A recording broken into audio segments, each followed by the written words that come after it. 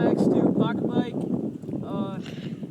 It's pretty nice. It's had a couple of kinks, but it's pretty good.